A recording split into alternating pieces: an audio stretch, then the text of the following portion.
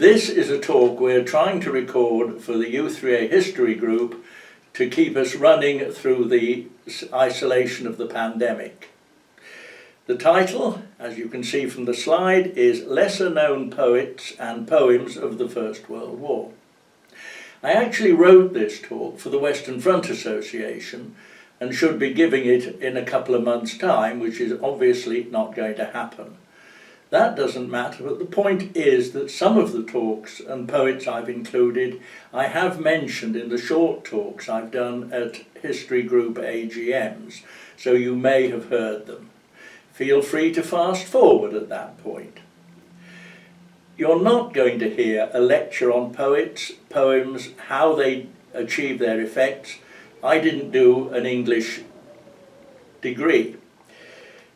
And the lesser known. Basically, I'm excluding Wilfred Owen, Siegfried Sassoon and Rupert Brooke. Everybody else is in, and the talk and the series are really just a run-through of poems which I find moving or I like. Next slide, please. Right, the first poet we're going to look at is Robert W. Service, better known or nicknamed Canada's Kipling. Best known probably for his poems of the Yukon Gold Rush, like Sam McGee and The Shooting of Dangerous Dan McGrew.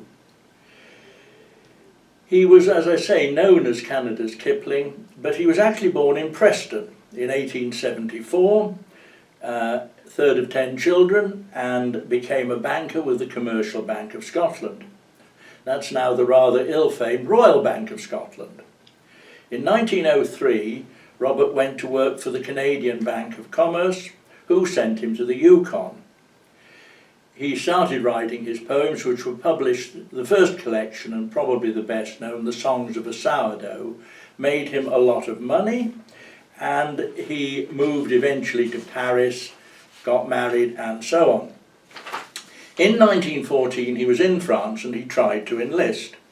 He had varicose veins and was over age, so they didn't have him in the army, and he decided he would join the ambulance corps of the American Red Cross and worked as a stretcher bearer, which is not a safe occupation in war, and an ambulance driver, until his health finally broke down.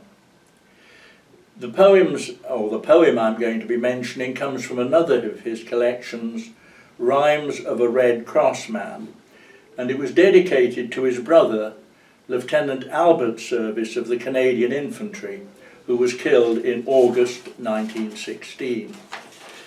The poem is called Tipperary Days. Next slide, please. Oh, weren't they the fine boys, you never saw the beat of them, singing all together with their throats bronze bare, fighting fit and mirth mad, music in the feet of them, swinging on to glory and the wrath out there.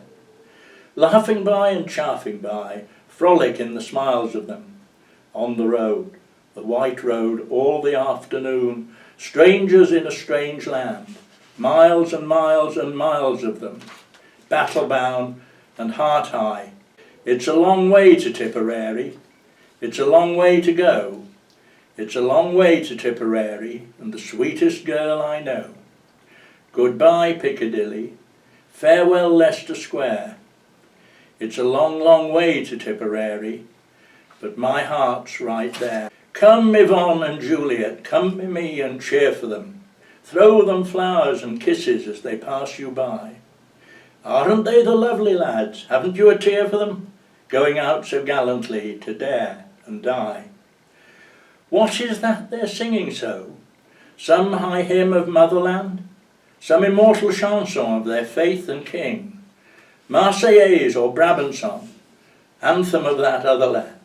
Dears, let us remember it, that song they sing. C'est un chemin long to Tipperary, c'est un chemin long, c'est vrai. C'est un chemin long to Tipperary, et la belle ville que je connais. Bonjour Piccadilly, au revoir Leicester Square. C'est un chemin long to Tipperary, mais mon cœur est there. The gallant old contemptibles There isn't much remains of them, so full of fun and fitness, and a singing in their pride.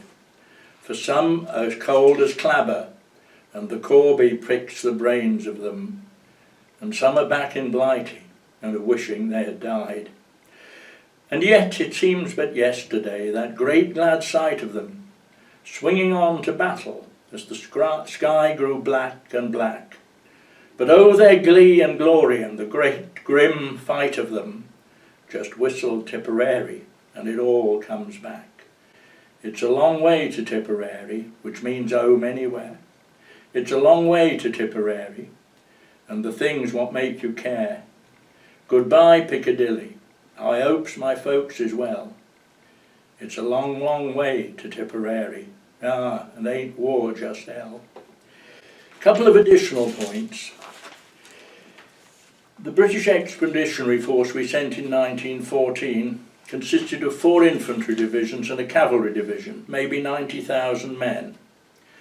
Before the First Battle of Ypres in November 1914, about another 4 divisions had been sent, plus some extra cavalry, and some territorial battalions, maybe 200,000 men, plus drafts from the regiments to make good the initial losses. By the end of the First Battle of Ypres, none of the infantry battalions, which had started with 30 officers and 1,000 men, had a strength of more than 300, and many were reduced to cadre strength, 100 or less. And remember that only over half the battalions were not full-time regular soldiers. They were reservists, like Frank Richards of the Royal Welsh Fusiliers, who had been recalled after their term of full-time service. Our losses overall were about 90,000, something like the same number as the force we sent. On the other hand, the French, in the first 4 months of the war, suffered 1 million casualties.